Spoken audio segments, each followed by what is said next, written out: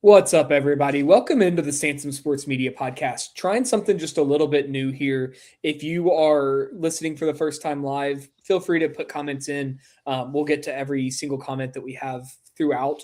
This is the first time we've gone live, so if there's any technical difficulties, we do apologize. With that, my name's Hunter. I got Mike with me here. Mike, how you doing? I'm good. How we doing today? I'm here. I don't know what else to say. It's cold and snowy, and I'm tired of it. It's winter up here in the Midwest. Yes. Correct. We're just looking forward to the weekend where we're supposed to see 20s and 30s. Let's put it that way. Yeah, I'm just ready to get above freezing, I'll be honest. But Yeah. one team that did not get above freezing last night was Kentucky. You could say the same about Mizzou. Both of them completely froze out of their games last night, just did not open up. Rough starts for both teams. What were your thoughts on those two last night? It looked like they just couldn't get anything to fall, especially from downtown early, and just never adjusted to it. Um, Sometimes when the outside shot isn't falling, you got to go inside, and they just didn't. And neither one really ever made any kind of a run back in the game. Kentucky had made big second half rallies into recent wins, but you can't just rely on that every game. Exactly. Yeah. I mean, both of them just it is what it is. I didn't expect Mizzou to win necessarily, and I did not expect Kentucky to beat Vanderbilt, but I expected both of them to keep it closer than they did, and I was pretty astonished by the results there. In case you haven't noticed, this is going to be an SEC and Big 12 kind of focused episode. Did have a couple questions. These are just completely random, and Mike, you haven't even been told these yet. Who's the most surprising team, or at least wow, let's try that again. Who is the most disappointing team in the country this year so far? My vote is going to be Marquette. Creighton was a strong contender as well. I know those are big East teams, but those Oregon's well in that conversation. I mean, in some ways, if you want to talk from the SEC or the Big 12, Cincinnati, without question. You could even throw in Kentucky. I mean, I don't think we thought we'd be talking about 8, 9 seed in the end of January. Yeah. And I mean, to go on Cincinnati for a minute, I mean, nobody really knew what to expect out of Wes Miller in what's a make or break year. He hasn't proven it. He's still not proving it. It's been ugly. It is what it is at this point. Another team that you didn't mention, Baylor. You're going to add an NBA player and do what you're doing now. Yeah, you're going to take some backlash. Just 2 years in a row of poor roster construction for Scott Drew. Wonder if he maybe wishes he would have jumped over to Lexington when he had the opportunity. And I mean, Baylor's had a couple decent performances, but for the most part, very lackluster. Yep. Kentucky were not for those, comebacks against Tennessee and LSU. I'm not even sure if they're in the field right now. Oh, if they didn't beat LSU, even on the road, that would have been enough to have pushed them out at this point. I'll have them sitting between an 8 and a 9 seed at the current time. That is obviously subject to change kind of very rapidly, but metrics are still in the 30s. Q1A, they've got the two big wins. They're 5-7 in quads 1 and 2 at this point. Those losses are starting to really add up, and it's a problem. The good thing for Kentucky is you don't have a bunch of games against Q3 and Q4 opponents in the SEC. Yeah. But, let's see. You certainly would not like to, lose at home. Well, they really don't have any, I don't even know if they have a Q3 game left. But my point is they don't want to take any questionable losses, down the stretch here. But I think, Oklahoma at home, for instance, you don't really want to lose that one. Right. That is a Q3 game. They do not have a Q3 game left, but that's semantics at this point because those are terrible losses either way. Right.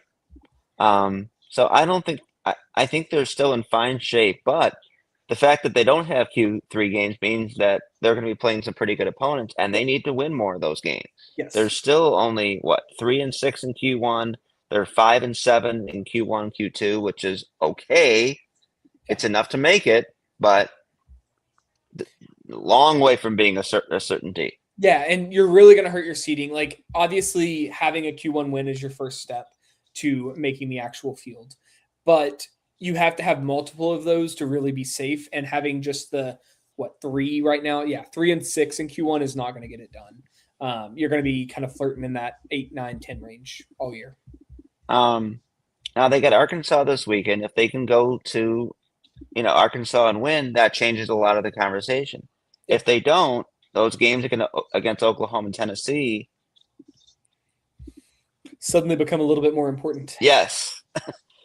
Um, this is not maybe they're probably good if they get to 19 wins, but they Correct. have to get there. Yeah. Maybe even 18, but we'll see. It's going to be tough, either regardless of how you go about it. It's going to be a very, very tough road for Kentucky. But we shouldn't be having this conversation. Exactly. That's what's disappointing about Kentucky. We did not mean, I had not put Kentucky on our agenda whatsoever tonight. So for us to even be talking about them is interesting. Yes. But I would agree they're probably the most disappointing team in the SEC right now. I think we kind of knew what we were getting out of some of the others. And it's been tough. But let's turn Missouri, you mentioned. We also mentioned about big they have some good wins. The Florida win, the Kentucky win. Auburn's not a bad win. Yeah. Those are the only good wins, though. Correct. 9 of their 14 wins are Q4. Yeah. We said this a long time ago that just because they were 9 or 10-0 didn't mean they were in great shape. And then they went out and lost some games to good teams and got some good wins in league play, but their predictives not great. Their resume metrics around 50, KPI, which we don't try to look at as much, as 60, and then going out and losing by 25 points last night. You can't do those things. I mean, we just talked about it with Kentucky and how just detrimental it is. It's the same issue that Mizzou's going to run into, except Mizzou doesn't have those back end wins like Kentucky does. Pulling up Missouri's profile now. Again, 3 quad 1 wins, which is great, but you're 4 and 7 in quadrant 1, so even worse than Kentucky is, as we just talked about, and just not much there. 2 and 3 in quadrant 1A, but both metrics in the 50s, just not a tournament team at this time. Kentucky has the strength of schedule to get in with 18, 19 wins. Missouri doesn't. They're going to have to get to 20, I think, unless they really pick off something that we don't expect them to. Like, I don't know. They already lost the game to Alabama. So going to Arkansas maybe and getting a win there. That's the most profile altering win that they could have the rest of the way is going to Arkansas winning, even maybe more so than being Vanderbilt at home. I would agree. I think this next 5 games for them is probably going to tell their season. I'm excluding the Alabama game because I don't think that was necessarily winnable. But you've got Mississippi State, at home, at South Carolina, at Texas A&M, home versus Texas, and home versus Vanderbilt. They absolutely have to have 3 and 2. They might need 4 and 1. Yep. And then that leaves you at Arkansas, home Tennessee, at Mississippi State, at Oklahoma, and then home against Arkansas. A split versus Arkansas makes you feel really good, but I'd like to see them win something away from home. Yep. Enough on Mizzou. Again, that was another team that we were not expecting to talk about. No. But here we are with some of these SEC and Big 12 teams. Mike, what are your thoughts on, bracketology-wise here, what are your thoughts? How many teams do you think each conference gets? Put you on the spot and did not prepare you for that one either. I'm going with, I'll say that we get to 10 SEC teams, maybe 9. 10? Maybe 9. Let's go 9. And I'm going to say 7 Big 12 teams, if I count it right. So I feel very, very confident in Alabama, Arkansas. Vanderbilt. Yes. Tennessee. Vanderbilt, Florida, right. Tennessee, I feel better about after they won their game against Alabama on the road, right? Wasn't that? Yeah. Then I feel pretty solid about Auburn too. But So I think we got A&M's in a good spot. Did you mention Georgia? I don't know how I feel about Georgia yet. They're almost a carbon copy of last year's Georgia team, I feel like. Pulling their resume sheet right now. Metrics in the 30s, great. 0-2 in Quadrant 1A. They do have a Q3 loss. They do have the 3 Quadrant 1 wins, and they're 7-3 overall in Quadrant 1 and 2. It's a tournament resume at the moment, but it's a fragile tournament resume, to say the least. Yeah, that's kind of my concern. Agreed. I have Georgia in good shape with what was it? They're 16-4. I mean, that'll help you, but And I I mean, if still they could, got a ways to go. they've got Tennessee, A&M. Tennessee and A&M are at home this weekend, and then they've got at LSU in their next 3. If they could go 3-0, I'm going to feel extremely confident they're going to get in. If they go Yeah. 2-1, I'm going to feel pretty good, especially if they don't lose to LSU. But this matchup tonight against Tennessee is just absolutely monumental for them. So Vandy, Florida, Alabama, Arkansas, your highest SEC teams, right? Yeah. Yeah, I've got Vandy on the 4 line. Florida, Bama, Arkansas, all piled on the 3 or the 5 line in order there. Tennessee, that makes your 5th team. I've got Georgia on the 8 line right now. Auburn on the 7, so there's 2 more to get you to 7. Moving to A&M on the 10 line. There's 8, and then your 9th team that I've currently got in is Texas, who is not safe by any stretch of the imagination. So I'll I'm go going to with. say 9. I said 9, or I started to say 10. I backed up to 9. I think 9's a good guess. The bubble is very large, but it's not very strong. And a team like Texas doesn't really have a terrible resume right now, but doesn't have a ton on the sheet yet. They do have a ton of opportunity, however, on the back end. So Go ahead. yeah, those first kind of 7 between Vandy, Florida, Alabama, Arkansas, Tennessee, Auburn, Kentucky, I feel good about. Yeah, And then I think there'll be 2 between Georgia, A&M, Texas, LSU, Missouri. that's fair. I'm just not entirely sure who the 2 were. I'm not even that sure if Georgia will be one of those 2. That's Georgia feels. I mean, again, like we talked about, I think that we'll know more here in the next week and a half with them. But they're definitely in a tedious spot. Moving to the Big 12. I mean, Go ahead. Sorry. Georgia's 16-4 against the 85th ranked schedule. Yeah. That's overall, having now played 7 SEC games. Correct. It's not great, but it's where we're at. And that game that they just lost, what was it, to Texas, was not good. At home, wasn't it, too? Yeah. I mean... And that honestly really helped Texas's resume. Yes. Immensely. If Texas didn't have the Q3 loss, they're probably an 8 seed right now. But with the Q3 loss, it's difficult. Yeah. Looking ahead here at Texas, since we're talking about them, they just beat Georgia again on the road. That's a quad 1 win. Great win. They've got Auburn tonight, Oklahoma, South Carolina, Ole Miss, Missouri, LSU, Georgia, Florida. I mean, they should win their next 6 or 7 games here. There's no reason they can't go on a streak really quickly. Well, unfortunately, they don't have a strength of schedule issue like they had last year. It was much better. It's much better this year to where finishing 10-8 in the league is going to get them in. Yeah. But they got to get there. Agreed. Moving ahead to the Big 12, how many teams do you think get in? I know it's not going to be 9, but what are your thoughts on the Big 12? Where do you stand on them? Arizona, Tech, Houston, Iowa State, BYU, Kansas, I expect all to be there. I already have Iowa State and Arizona as locks with Houston and Texas Tech very close behind. Sorry, Matt. Yes, I'm still waiting. BYU and Kansas might take a little longer, but I expect them to be there. Yeah. And after that, it's hard to say. I feel good about UCF. I would have been very concerned if they didn't find a way to beat Arizona State last night. Agreed. But for now, the wins over Kansas and Texas A&M are more than good enough. Yeah. Doesn't mean that they want to go, say, losing to, I don't know, Utah or Kansas State. Yeah, exactly. Yeah. Feels like kind of switching gears, TCU's been on an odd spot. They're just kind of there.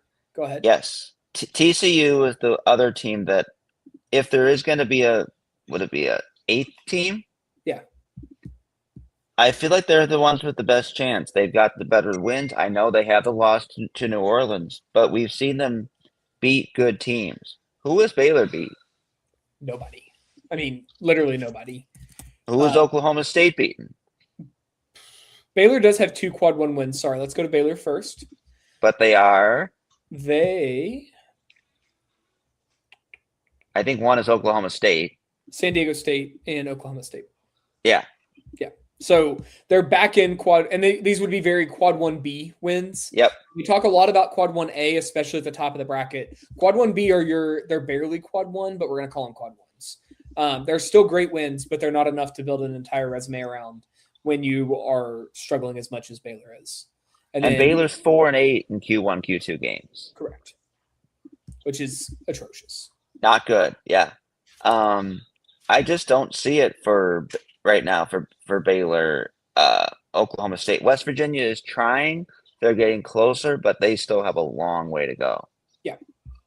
And beyond that, yeah. Colorado, Arizona State, next to nothing chance. I took Kansas State and Cincinnati back off the page. You cannot be 5-11 in Q1 through 3 games with having played 4 Q3 games in that. Yeah. Yeah, it's a long road back for them. Bearcats, I mean, if you lose tonight, realistically, whoever loses tonight between Baylor and Cincinnati is probably just done. Yeah, you know. Like you're booked at this point at home. Look at Oklahoma State though. 0-4 in quadrant 1. They are 5-2 in quad 2, which is really the only reason we're talking about Oklahoma State at this point. I was writing this afternoon that I was like, I can't get rid of them because of that. Yeah. But I just don't see it, how this is a tournament team. I mean, the wins over A&M, South Florida, Grand Canyon, Northwestern, none of those are like, eye-popping. Wow, I mean, yeah. UCF and Texas A&M are your 2 best wins. They're not terrible, but again, they're not even quad 1 because they were both at home. Not enough to hang your hat on when you're moving forward. Yeah, some of these teams that are fighting for 1 seed, if the league's going to get more teams, is going to have to give away a loss or 2 at some point. Exactly. I mean, Iowa State did it, but somebody else needs to.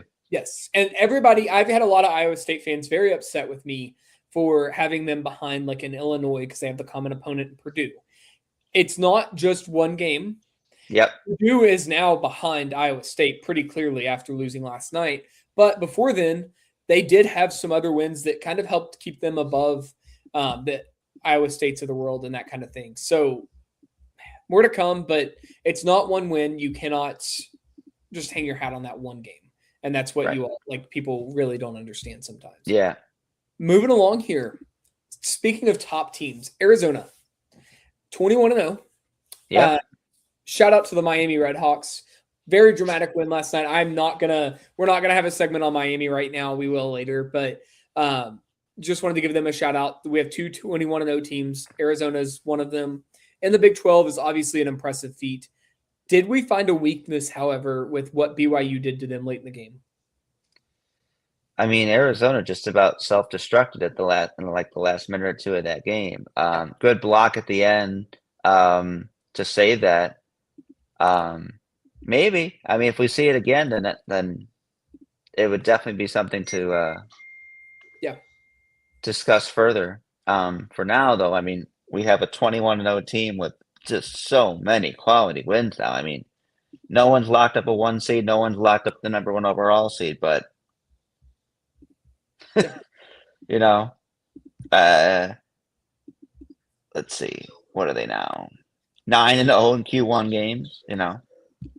I am not gonna lock them into a 1 seed because I'm not gonna try to self-destruct, but right. They are as close to, I mean, 1 more quad 1 win, which might take a little bit, just because they have Arizona State and Oklahoma State next.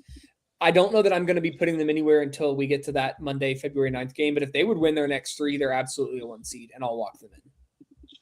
So there's 6 metrics, plus not including plus the net, right? Result-based metrics, 1-1-2. Yeah. Predictives, 2-1-2, 1 in the net. Yeah. You don't get better than that. I mean, Yeah. you don't. It's impressive. Moving ahead to how many speaking of 1 seeds, moving right to our next discussion here. How many 1 seeds will the Big 12 get?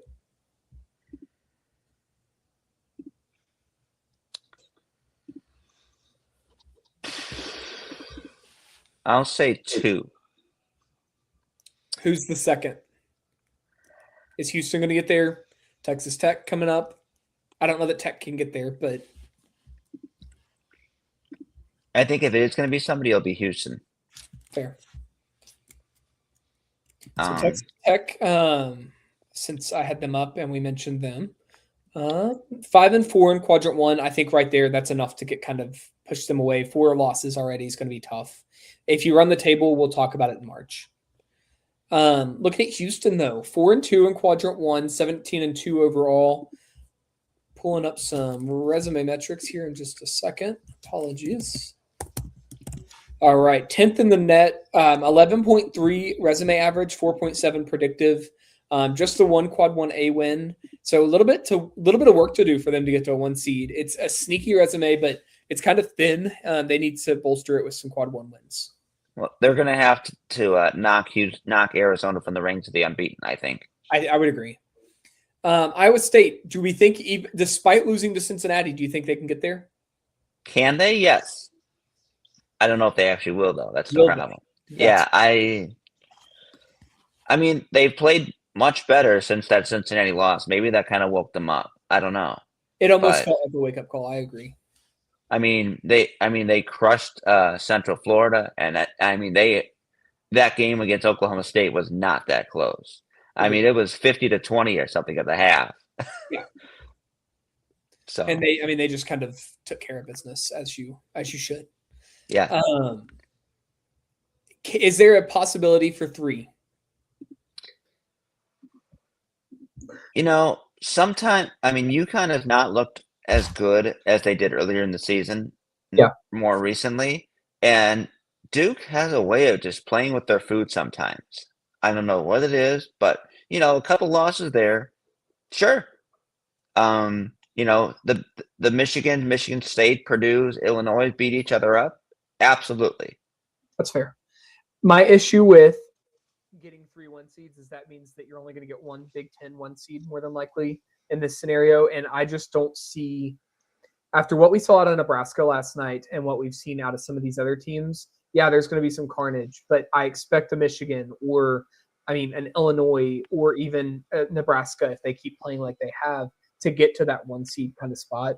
And I think that makes it very difficult because I don't think both Michigan or UConn and Duke fall off. One of them might, but I don't think both of them do. So I'm going to say they will not get to 3 2 seed or 1 seeds, but I think they'll have 5, maybe 6 top 4 seeds. What are your thoughts on Michigan State? Was that just a random kind of rack game that they struggled with, or are we starting to see that maybe they're not as good as they looked earlier in the season? That was a trap game. If you look up traps in the dictionary, yeah, game is that is the definition.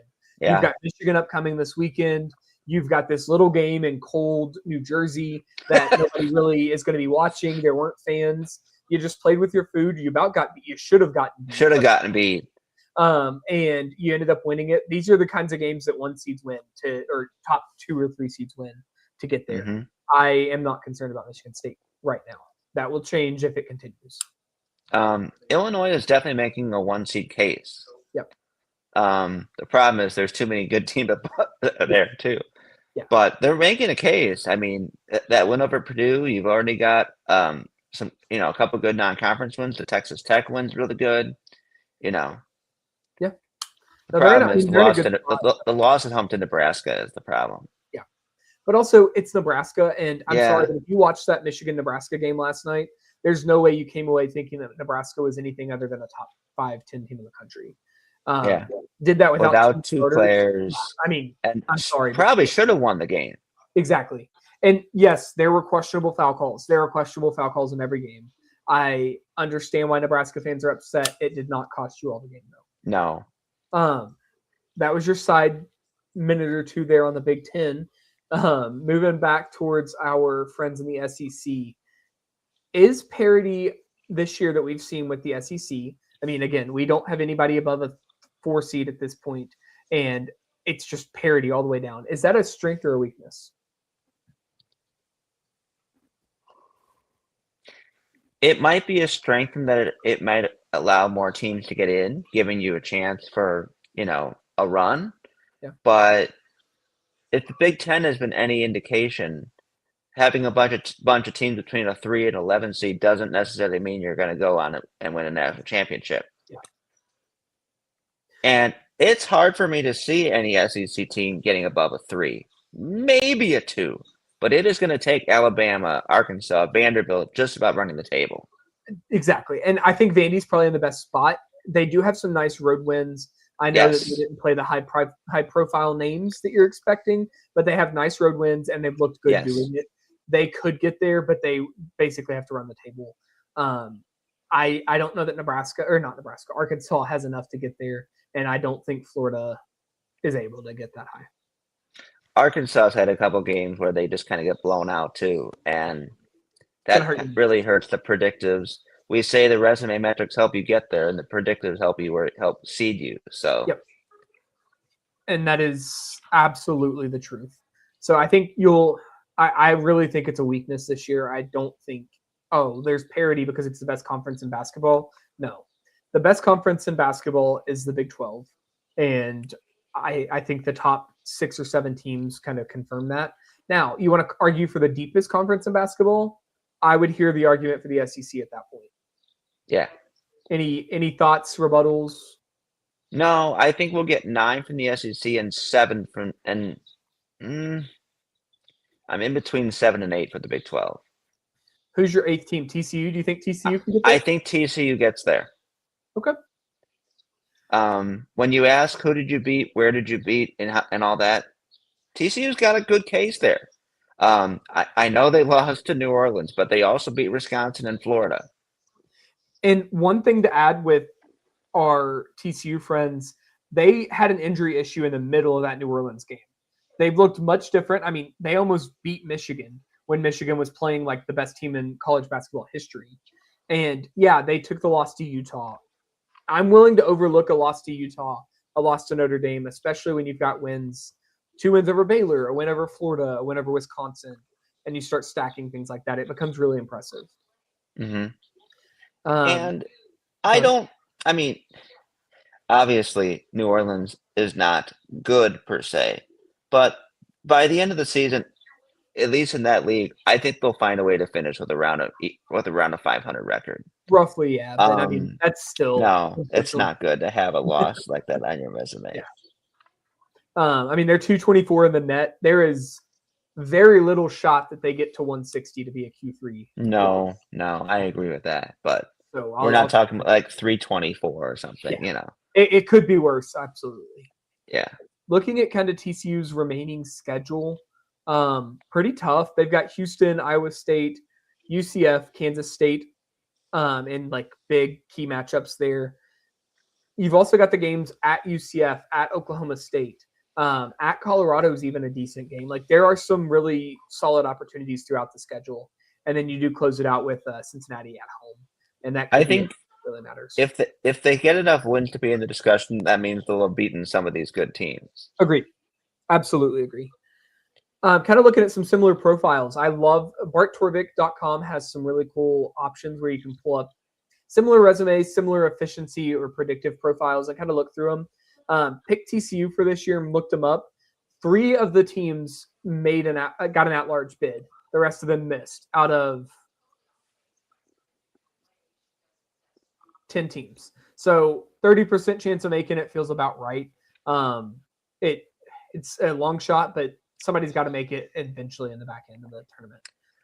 Looking at our predictive metric side, instead of 3, you have 6. So about a 60% chance there. So just an interesting little tidbit that I like to kind of keep an eye on. It does pretty well at helping look at teams. So Any thoughts on TCU that you wanted to mention, Mike? I think a fun comparison, but it'd be say TCU to say Ohio State. Yeah. Do you want the team that has a terrible loss but has shown that they can beat pretty solid teams, Yeah. or do you want Ohio State, who I guess outside of Pitt doesn't have a bad loss, but who have they beaten? Correct. You know, That's a really good comparison, and I mean metrics are very similar. TCU is a bit behind in the resume, especially on the metrics side, but they have 2 additional Q1 wins, whereas Ohio State doesn't obviously have a Q3 or Q4 loss. Ohio State, I don't even think however, Ohio State has a win against a team in the field. Maybe UCLA. Okay. I don't even know that UCLA is clearly in the tournament right now. Yeah. Close. Right. Their best win right now by like metric situation would be Northwestern at Northwestern. Maybe a neutral versus West Virginia. One of the two would be your best wins. That is It's not certainly not Florida or Wisconsin away correct. from home, you know. Now, that being said, they're at Wisconsin on Saturday. They get Michigan at home. They have Virginia again. Like there are opportunities on this resume to get where they need to go. But of course, you go 0-3 of the. That's awesome. Yeah, Sorry. yeah. Of course, if you go 0-3 in those games, much different discussion. Yeah. Yeah, I'll they get Purdue and Michigan at home. I'll be at both of those games. I'm pretty excited about that. Nice. I don't know that they can afford to lose both of those though and get in. Just looking at their road schedule, I mean, at Wisconsin, at Michigan State, you've got to assume both of those are losses. At Iowa is going to be tough. You got Penn State, Indiana. Like you don't have many teams there, so I think Ohio State's going to struggle a little bit. And TCU's got a little bit more favorable of a schedule. Sometimes Penn State is a tough place to play. Agreed. I mean, we saw it. They almost beat Purdue in Penn State. And almost beat Michigan. Exactly. That was the other one I couldn't think of. Sorry. Thank you. Any other thoughts that you had for these two teams or anything that you wanted to mention? I think we'll find out a lot more in the next week to 10 days. Yeah. Where these teams' trajectories are heading. Agreed. We're getting there's some big games in the Big 12 and SEC tonight. Yeah. So I think we'll know a lot more sooner rather than later.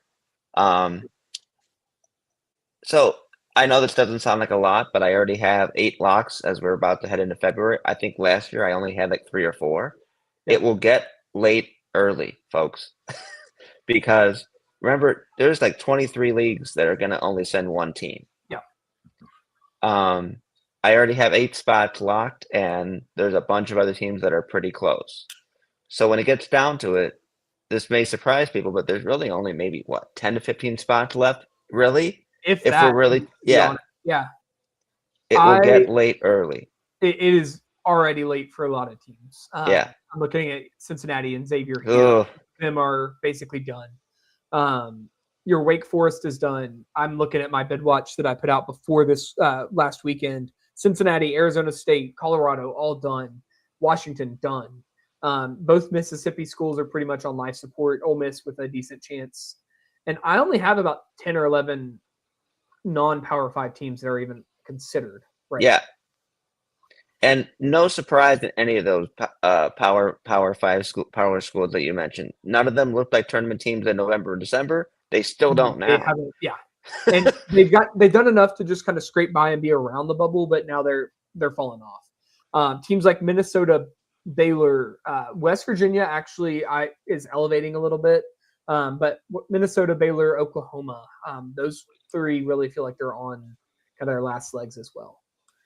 West Virginia needs to do 2 things. They need to get some more quality wins, and they cannot keep, when they do losing like 80 to 50 to the good teams. I get it, you lose, but 88 to 51 or whatever some of these scores, you can't do that. Agreed.